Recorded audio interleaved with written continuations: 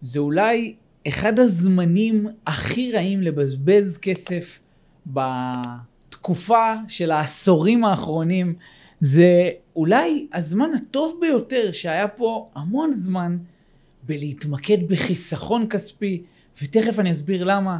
היום בפרק חדש של הכל נדל"ן אנחנו הולכים לדבר על מבצעי בלק פריידיי, על נובמבר ועל מבצעי סוף שנה. למה חשוב לחסוך, מה לעשות עם הכסף, וחמש הצעות איך להתנהל כספית טוב יותר. בואו נצא לדרך. ברוכים הבאים לפרק חדש של הכל נדל"ן. אנחנו מתחילים.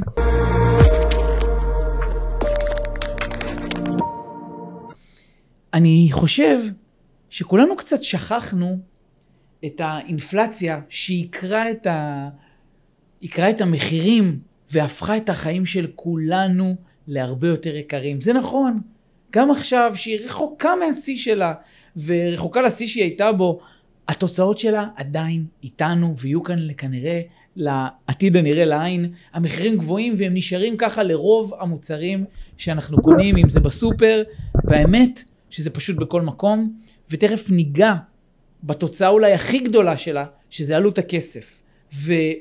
ודווקא עכשיו, בתקופה הזאת, בזמן הזה, בזכות הריבית שעלתה ככלי לטיפול באינפלציה, החיסכון בכסף, בפעולות פשוטות, אני לא מדבר על השקעות, כן? אני לא מדבר על השקעות, אני מדבר על זה שדווקא חיסכון כספי יכולה להיות פעולה רווחית, הרבה יותר ממה שהזיכרון שלנו רגיל, ממה שההרגלים שלנו רגילים, ממה שאנחנו כאנשים התווינו בעצמנו בעשור, אולי 2 עשורים האחרונים. מאז עליית הריבית, שהביאה את הריבית לכמעט 5% ולשיא שלא היה פה מאז 2006, כמעט 20 שנה. שיא חדש שלא היה פה ב2 עשורים האחרונים כמעט, של ריבית של 5% או קרובה לזה, והתוצאה של זה, שכל שקל שמבוזבז כרגע יכול די בפשטות להניב 4-5% תשואה מפקדונות כאלה ואחרים די פשוטים. שוב, לא מלהשאיר אותו בעובר ושב, וכנראה לא מהפקדונות הפשוטים שהבנק מציע, אבל מקרן כספית וכיוצא בזה, זה לא נושא השיחה. מי שחכם כמובן יודע תמיד לעשות יותר מזה, אבל נדבר רגע על דברים פשוטים, על חיסכון קטן בהוצאות שהתרגלנו להוציא שלא בטוח שאנחנו צריכים.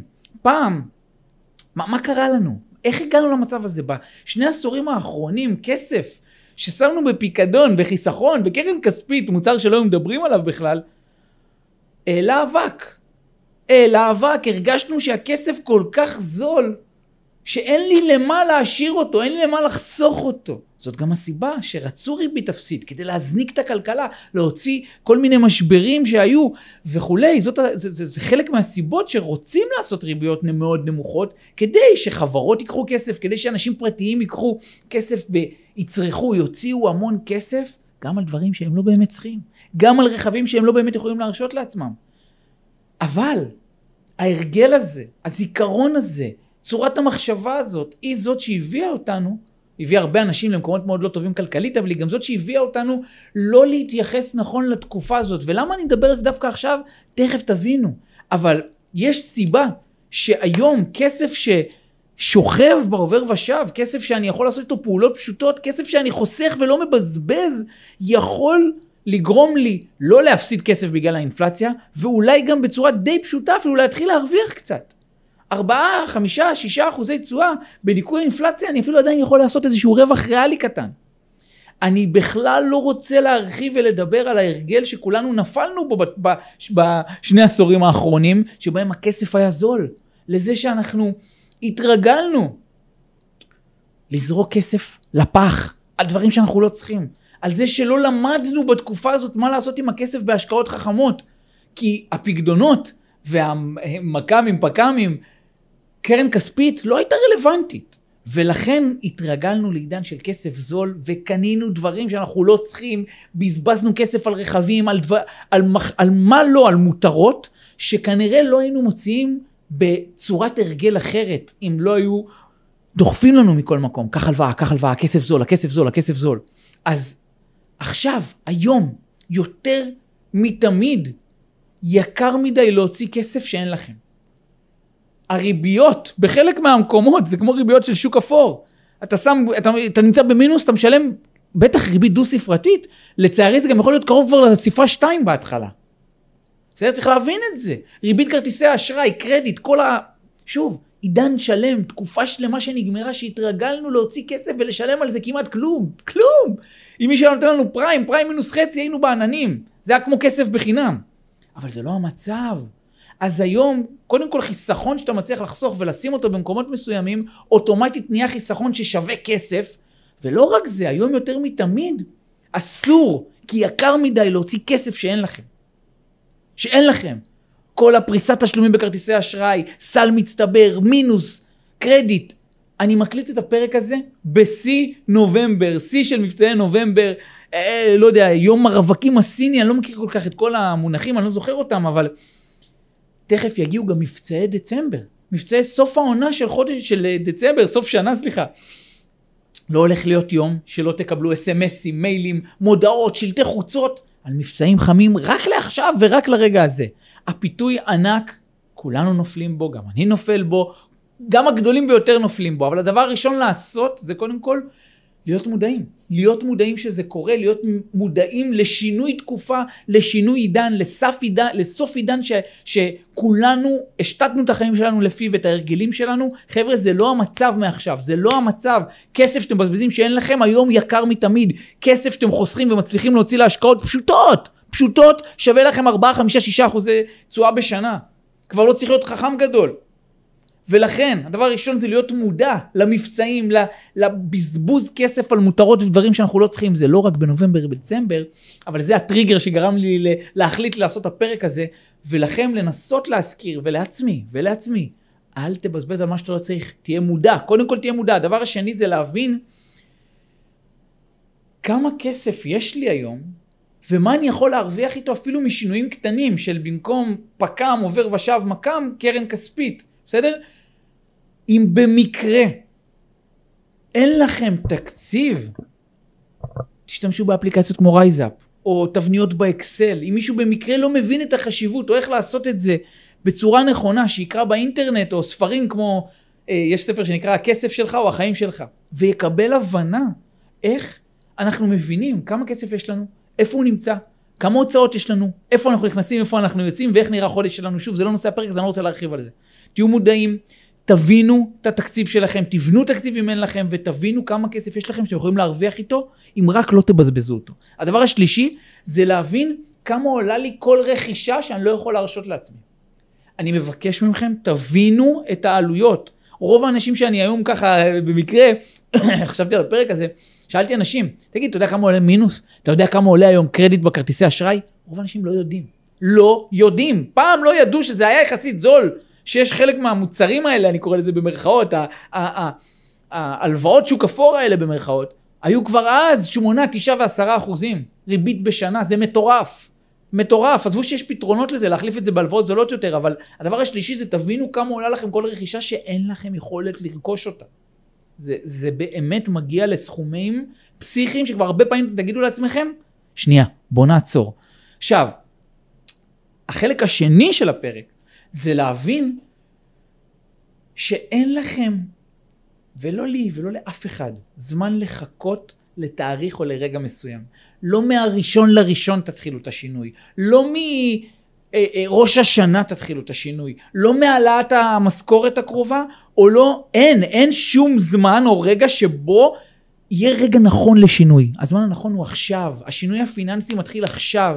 פעם הבאה שאתם באים לרכוש מוצר, תשאלו את עצמכם, האם אני באמת יכול להרשות לעצמי את זה? מאיפה אני רוכש את זה ועל בסיס מה? והאם אני באמת חייב את זה או לא?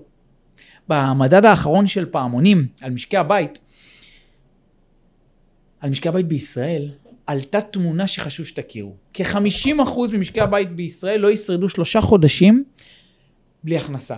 למעלה מ-20% ממשקי הבית נמצאים כדרך חיים כל הזמן במינוס בחשבון הבנק, וכ-50%, יותר נכון קצת יותר קרוב ל-45%, היו בשנה החולפת, ב-12 חודשים החולפים, לפחות פעם אחת במינוס. תבינו את הטירוף הזה, בסדר? עזבו כמה זה עולה. זה דרך חיים, זה נהיה הרגל. אי אפשר לצאת מזה בלי לעשות פעולות אקטיביות שונות ממה שעשינו. קחו עוד כמה נתונים מהדוח הזה. 67% מוציאים יותר או אותו דבר כמו המשכורת שלהם. בסדר? כמעט 2/3 במדינה מוציאה את מה שהיא מכניסה או יותר מזה. כ-50% מחזירים הלוואה שהיא לא משכנתה. ואני חושב שאם מישהו רגע עוצר ומסתכל על זה, 20% חיים כדרך חיים במינוס, 45% היו בשנה האחרונה לפחות פעם אחת במינוס. 2/3 מהציבור מוציאים יותר או אותו דבר כמו מה שהם מכניסים. כ-50% מחזירים הלוואה שהיא לא משכנתה. שאנחנו מבינים את זה. אנחנו מבינים שצריכים לעשות דברים כדי לא להיות חלק מהסטטיסטיקה הזאת, כי היא לא טובה. ואפשר. חבר'ה, יש דרך אחרת. יש דרך אחרת והיא לא כל כך קשה כמו שאנשים חושבים. היא לא כל כך קשה. אז קחו ככה, לסיום של הפרק הזה, קחו איזה 5 עצות שאני חושב שיכולות להשפיע, שוב, לא בנוסחאות קסם, בפרק זמן בינוני וארוך, אבל עצות קטנות. אחד, תהיו ביקורתיים ומתוכננים מראש. לפני שהביקורת צריכה להיות ביקורת כלפי עצמכם. תהיו קצת יותר ביקורתיים על מה אתם מוציאים כסף. בטח בחגיגת נובמבר-דצמבר הקרובה. בסדר? ובכלל, אחרי זה יגיע חנוכה, או באמצע יש חנוכה, ואחרי זה מבצעים של, לא יודע, סתיו, אביב, חילופי עונות ו-whatever. תהיו טיפה יותר ביקורתיים, בטח בתקופות כאלה. תסתכלו על ההוצאות הצפויות שיש לכם ב3 חודשים הקרובים. אמרתי לכם, שתמשו באפליקציות, שתמשו באקסל, תעשו מה שאתם רוצים. תראו שזה בכלל מתכנס להוצאות שלכם בהתאם להכנסות שלכם. לפני שאתם מוציאים, תהיו ביקורתיים, האם אתם צריכים. העצה השנייה, תדפיסו פעם אחת ולתמיד את כל כרטיסי האשראי שלכם, את תדפיסי חשבון הבנק שלכם, ותעברו על ההוצאות שלכם. תראו את אלו שחוזרות על עצמן. פעם אחת תראו את כל הגדולות, משכנתאות וכולי, נושא ליום אחר איך מטפלים בהם. פעם שנייה תראו את כל אלה שחוזרות על עצמן, גם אם זה דברים קטנים. גם אם זה דברים קטנים. דיוויד באך, שכתב המון ספרים על התנהלות פיננסית, טבע את המונח אפקט הלאטה. מה קורה להוצאה יומית קבועה של קפה ומאפה בדרך לעבודה ב-30 שקלים, שהופכת להיות 8,000 שקלים בשנה? פעם אחת מה קורה אם רק לא מוציאים אותה, ופעם שנייה הם גם שמים את הכסף הזה באיזשהו חיסכון. וקפה ומאפה ב-8,000 שקל בשנה, 30 שקל ביום, זה רק דוגמה אחת. דווקא ההוצאות הגבוהות, גם אם הן קטנות, שוות המון. ולכן שינויים קטנים יכולים לעשות את כל התמונה, מבלי לדבר על ההוצאות הגבוהות שלכם שהן יותר גדולות, שאותם בכלל אני לא מדבר עליהן. אז הטיפ השני, העצה השנייה, תדפיסו פעם אחת את כל כרטיסי האשראי, את כל חשבונות הבנק, תהיו ביקורתיים, תעברו עליהם, צמנו שורה, תבדקו לאיפה הולך הכסף שלכם, מה שהן הוצאות גבוהות, טפלו בהם, תמצאו איך לקצץ או לבטל אותם לגמרי. דבר שלישי, תמיד יהיו הוצאות בלתי צפויות. אתם יודעים, יצא לי הרבה פעמים בחיים לדבר עם אמא שלי על הוצאות, ותמיד היא הייתה אומרת, מה אתה רוצה שאני אעשה? כאילו, מה רצית שאני אעשה? התקלקל המקרר, תיקון לאוטו. לפעמים גם אפשר שומע אנשים שאומרים את זה על דברים שיודעים שזה יקרה, טסט פעם בשנה. אתם צריכים להתכונן לבלתי צפוי. דייב רמזי, לא יודע, אתם יודעים, הגורו של התכנון הפיננסי, או בצורה מסוימת לפחות, יש לו את הספר The Total Money Makeover. בהרבה מקומות חוץ מהספר הזה, כולם מדברים על הצורך באיזושהי תוכנית ליום שחור. 3 עד 6 חודשי מחיה במקום בטוח, סגור, הם קוראים לזה כל אחד קרן חירום, יש לזה הרבה שמות. אפשר להתווכח דרך אגב, האם זאת הדרך הנכונה? מה הדרך הנכונה? איפה צריך לשים את הכסף? אפשר להתווכח על הפעולה הזאת, אבל המטרה שלה היא להיות מוכן לבלתי צפוי, לפיטורים, מחלות לא עלינו וכולי, וגם להוצאות בלתי צפויות. תתכוננו מראש בתקציב שלכם. עצה רביעית, תהיו כנים עם עצמכם, אבל גם עם המשפחה שלכם. את עם בעלך, אתה עם אשתך, תהיו כנים על המצב הכלכלי, הפיננסי שלכם, תעצרו להסתכל עליו ביחד, כנים על ההוצאות, על צורת, בדרך טובה, כן? לא בדרך של הטפה, אלא תהיו כנים. אם מישהו מבצע קניות באופן קבוע בקיוסק ליד הבית, והוא יכול לחסוך הרבה כסף בקנות בסופר, תהיו כנים עם עצמכם. והטיפ החמישי, תעבדו כמו העשירים. בספר המיליונר האוטומטי, יש הסבר והמחשה מאוד מאוד יפה לצורך לעבוד הפוך מ2/3 מהאוכלוסייה לפחות. אם אתם תחכו לראות מה נשאר לכם בסוף כל חודש, אחרי שהוצאתם את כל ההוצאות, ולשים אותו בחיסכון למטרות השקעה, לא יישאר לכם כלום. זה אין מה לעשות. ככה רובנו אנחנו מוציאים, אתם יודעים מה?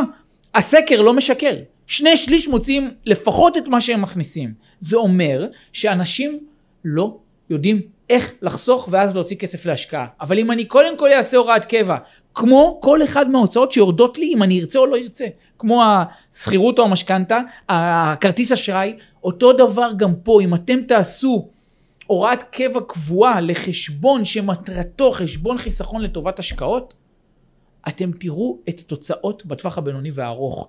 בסדר? אם אתם צריכים, לכו תבינו את זה מהספרים ומהתוכן הפיננסי, כמו המיליונר האוטומטי, זו רק דוגמה, כן? אין לי אחוזים בספר, אבל יש המון ספרים על התנהלות פיננסית ואיך לעשות את זה נכון. אלו רק 100 טיפים. ואני אוסיף עוד טיפ אחרון לסיום. יש את הספר של בנג'מין גרם, המשקיע החכם. ככל שנקדים ללמוד איך להשקיע, כמה שיותר מהר, כי זמן והשקעה זה החיבור הכי מדהים בעולם. לא ההשקעה הכי טובה היא זאת שחשובה, לא התשואה הכי גבוהה, אלא זמן והשקעות. ככל שתקדימו ללמוד על השקעות ועל הצורך להוציא את הכסף לעבוד בשבילכם, במקביל לזה שאתם עובדים עם הידיים העובדות שלכם, ככה בטווח הבינוני והארוך יכול לבוא שינוי בחיים שלכם. אל תתפתו להוצאות כספיות שאתם לא צריכים. אל תתפתו ליפול למבצעי נובמבר, דצמבר, ולמבצעים בכלל, בטח לא בעידן החדש. העידן החדש, חברים, העידן החדש הוא עידן שבו לחסוך כסף, אם אתם שמים אותו אפילו בקרן כספית, שווה לכם 3, 4, 5, 6% תשואה. העידן החדש זה שאתה מוציא כסף שאין לך, זה כסף שאתה לא יכול להרשות לעצמך, זה לא כמו פעם שזה עלה זול, זה לא כמו פעם שזה היה פשוט, זה לא כמו פעם שזה היה, לא נגיד פשוט, גם היום זה פשוט לקחת את הכסף, שזה היה יותר חכם נקרא לזה אולי, כבר לקחת את ההלוואות שהם היו בזול, היו בחינם. היום בשביל לקחת רכב שאתם לא יכולים להרשות לעצמכם, או אפילו לקנות טלוויזיה שאתם לא באמת צריכים, זה כבר לא חכם. תבדקו כמה עולה הכסף בעידן החדש. ובעידן החדש הוא יכול להיות באחוזים דו-ספרתיים שגם קרובים לספרה 2. כי יש מקומות שהם פשוט שוד לאור יום. אז שימו לב על מה אתם מוציאים, אם אתם צריכים את זה, ואם אין לכם את הכסף להוציא את זה, תבדקו כמה זה עולה לכם, ואז תגלו שכנראה אפילו אתם ואני מבינים שזה יקר מדי. עד כאן הפרק של היום, נתראה פה בפרק הבא של הכל נדל"ן.